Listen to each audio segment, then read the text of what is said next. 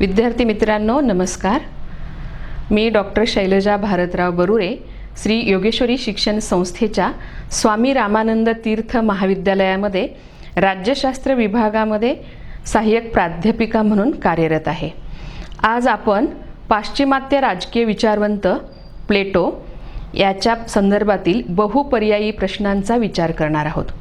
तुम्हाला सर्वांना माहीत आहे की डॉक्टर बाबासाहेब आंबेडकर मराठवाडा विद्यापीठ औरंगाबाद यांनी नुकतेच जाहीर केले आहे की या वर्षीच्या सर्व परीक्षा ह्या बहुपर्यायी प्रश्नाद्वारे घेण्यात येतील।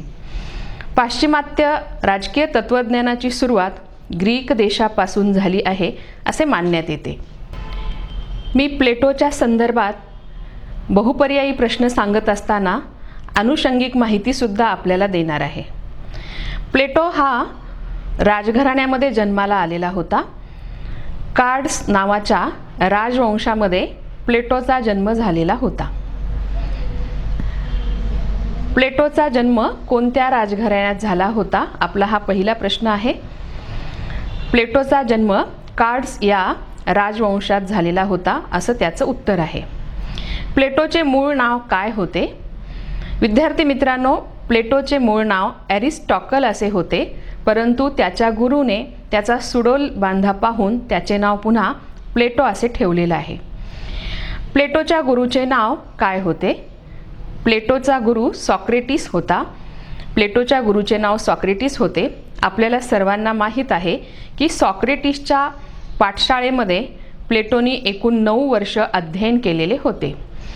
रिपब्लिक या ग्रंथाचा लेखक कोण? रिपब्लिक या ग्रंथाचा लेखक प्लेटो आहे। प्लेटोने आपले राजकीय तत्त्वज्ञान रिपब्लिक या ग्रंथामध्ये नमूद केलेले आहे। लॉज हा ग्रंथ कोणी लिहिला? प्लेटोने एकूण 39 ग्रंथ लिहिलेले आहेत। त्यामध्ये रिपब्लिक, स्टेट्समन आणि लॉज हे अत्यंत महत्त्वाचे ग्रंथ आहेत। तर लॉज या ग्रंथाचा लेखक प्लेटो आहे। स्टेट्समन या महत्त्वपूर्ण ग्रंथाचा लेखक कोण आहे? स्टेट्समन या ग्रंथाचा लेखक प्लेटो आहे। प्लेटोने स्टेट्समन या ग्रंथामध्ये नंतरच्या काळामध्ये आपले राजकीय विचार जे बदललेले आहेत त्याचं वर्णन केलेलं आहे। प्लेटोच्या पाठशाळेचे नाव काय होते? ग्रीक संस्कृतीचं राजकीय वैशिष्ट्य म्हणजे तिथे वेगवेगळ्या विषयांच्या वेगवेगळ्या शाळा होत्या। प्लेटोने सुद्धा अकादमी नावाची एक पाठशाळा सुरू केलेली होती। तर प्लेटोच्या पाठशाळेचे नाव अकादमी असे होते। खालीलपैकी कोणता ग्रंथ प्लेटोचा नाही? बघा, इथे पर्याय दिलेले आहेत, पॉलिटिक्स, द लॉज आणि स्टेट्समन। तर प्लेटोने रिपब्लिक, स्टेट्समन आणि लॉज हे ग्रंथ लिहिलेले होते। पॉलिटिक्स हा ग्रंथ प्लेटोचा शिष्य एरिस्टॉटल यांनी लिहिलेला आहे। त्यामुळे या प्रश्नाचं उत्तर प्लेटोने पॉलिटिक्स हा ग्रंथ लिहिलेला नाही हे उत्तर आहे। रिपब्लिक हा ग्रंथ केवळ राज्यशास्त्राच्या अध्ययनाशी संबंधित नसून शिक्षणशास्त्रावरील तो एक सर्वोत्तम ग्रंथ आहे असे खालीलपैकी कोणत्या विचारवंताने आपले मत मांडलेले आहे? विद्यार्थी मित्रांनो, इथे पर्याय आहेत, प्लेटो, एरिस्टॉटल, हॉब्स आणि रुसो। या प्रश्नाचं बरोबर उत्तर आहे रुसो, कारण रुसोने प्लेटोच्या रिपब्लिक या ग्रंथाबद्दल वरील मत व्यक्त केलेलं आहे। प्लेटोने आदर्श राज्याच्या निर्मितीसाठी जनतेचे एकूण किती वर्गामध्ये विभाजन केलेले आहे? पर्यायी उत्तर आहेत 1, 2, 3, 4। तुम्हाला सर्वांना माहीत आहे की प्लेटोने सर्व लोकांचे 3 वर्गामध्ये विभाजन केलेले होते। त्यामध्ये राज्यकर्ता वर्ग, दुसरा सैनिक व अधिकाऱ्यांचा वर्ग आणि तिसरा म्हणजे उत्पादक वर्ग होय। या 3 वर्गाची निर्मिती आदर्श राज्यासाठी प्लेटोने केलेली होती। प्लेटोच्या मते मानवी आत्म्याचे किंवा मानवाच्या मध्ये 3 प्रकारचे गुण वास्तव्य करत असतात किंवा मानवी आत्मा खालीलपैकी 3 गुणांनी बनलेला असतो। मी पर्याय वाचते आहे, बघा यापैकी योग्य पर्याय कोणता? पहिला पर्याय आहे बुद्धी, साहस आणि वासना। दुसरा पर्याय आहे क्रोध, लोभ आणि ईर्ष्या. तिसरा पर्याय आहे भीती, क्रोध आणि लालसा. आणि चौथा पर्याय आहे इच्छा, क्षमता आणि वासना. विद्यार्थी मित्रांनो, तुम्हाला सर्वांना माहीत आहे की बुद्धी, साहस आणि वासना हे या प्रश्नाचं योग्य उत्तर आहे.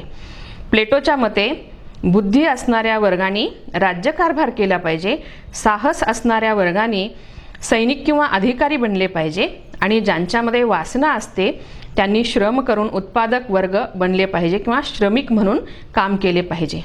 खालीलपैकी प्लेटोच्या आदर्श शिक्षण पद्धतीचे कोणते वैशिष्ट्य आहे?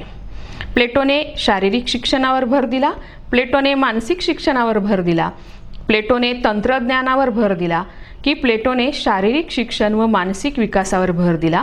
विद्यार्थी मित्रांनो, आपल्याला सर्वांना माहीत आहे की प्लेटोने आपल्या आदर्श शिक्षण पद्धतीमध्ये शारीरिक शिक्षणाद्वारे मानसिक विकासावर भर दिलेला होता. म्हणून याचा पर्याय आहे शारीरिक शिक्षणाद्वारे मानसिक विकास किंवा शारीरिक शिक्षण आणि मानसिक विकास.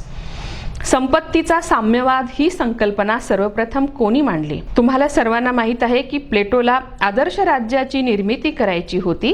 प्लेटोच्या मते संपत्ती आणि स्त्रिया हे भ्रष्टाचाराचं मूळ असतात.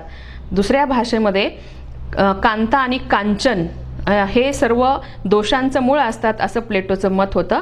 म्हणून सर्वप्रथम संपत्तीचा साम्यवाद हा प्लेटोनी मांडलेली संकल्पना आहे. यामध्ये अनेक पर्याय दिलेले आहेत. कार्ल मार्क्स, हॉब्स आणि रूसो हे पर्याय दिलेले असले तरीही संपत्तीचा साम्यवाद ही संकल्पना सर्वप्रथम प्लेटोनी मांडलेली आहे. खालीलपैकी कोणत्या ग्रंथास न्यायासंबंधीचा ग्रंथ किंवा कन्सर्निंग जस्टिस असे दुसरे नाव आहे?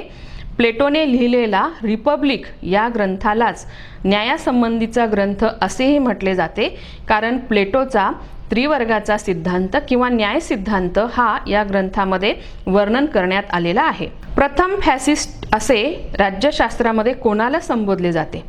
विद्यार्थी मित्रांनो, मी आत्ताच स्पष्ट केले आहे की प्लेटोने स्त्रियांचा आणि संपत्तीचा साम्यवाद ही संकल्पना मांडली, म्हणून प्लेटोलाच प्रथम फॅसिस्ट असं म्हटलं जातं. तुम्हाला हे माहीत असायला हवं की फॅसिस्ट असे कोणाला संबोधले जाते? तर जी व्यक्ती मूलभूत अधिकारांपेक्षा कर्तव्यावर अधिक भर देते किंवा निरंकुश सार्वभौम सत्तेचं समर्थन करते किंवा राज्याच्या नियंत्रणाखाली सर्वांनी राहावे असे स्पष्टपणे वारंवार बजावत असते, अशा व्यक्तीला फॅसिस्ट किंवा कर्तव्यावरती अतिरेकी भर देणारा किंवा राज्याला व्यक्तीपेक्षा महत्त्व देणाऱ्या विचारवंत व व्यक्तीला फॅसिस्ट असे मानतात. तर प्लेटोला प्रथम फॅसिस्ट असं संबोधलं जातं. तत्वज्ञ राज्यकर्ता किंवा राज्यकर्त्यांनी तत्वज्ञ असलं पाहिजे अशी संकल्पना कोणी मांडली? इथे पर्याय आहेत सॉक्रेटिस, प्लेटो, ॲरिस्टॉटल आणि हॉब्स. आपल्याला सर्वांना माहीत आहे की ग्रीक संस्कृतीमध्ये किंवा ग्रीक राजकीय संस्कृतीमध्ये मूल्यव्यवस्थेला अत्यंत महत्त्व होतं.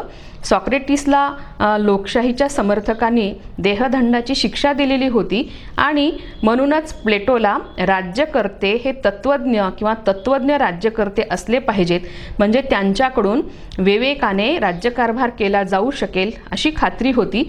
म्हणून तत्वज्ञ राज्यकर्ता ही संकल्पना प्लेटोने सर्वप्रथम मांडलेली आहे. प्लेटोच्या शिक्षण पद्धतीमध्ये किती टप्पे होते? येथे उत्तर आहे 2, 3, 5 आणि 7.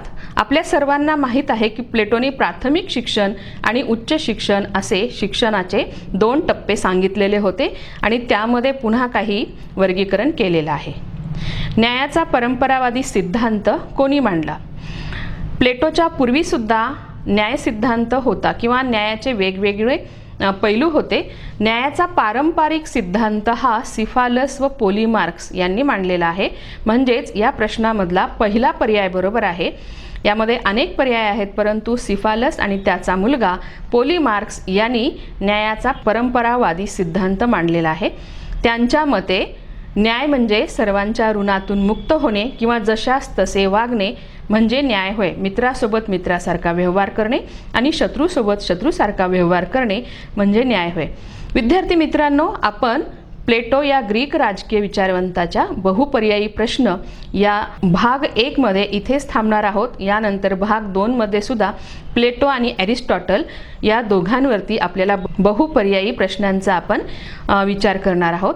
इथे मी थांबते। पुढचा व्हिडिओ सुद्धा पाहण्यासाठी विसरू नका। धन्यवाद। तुम्हाला खूप खूप शुभेच्छा।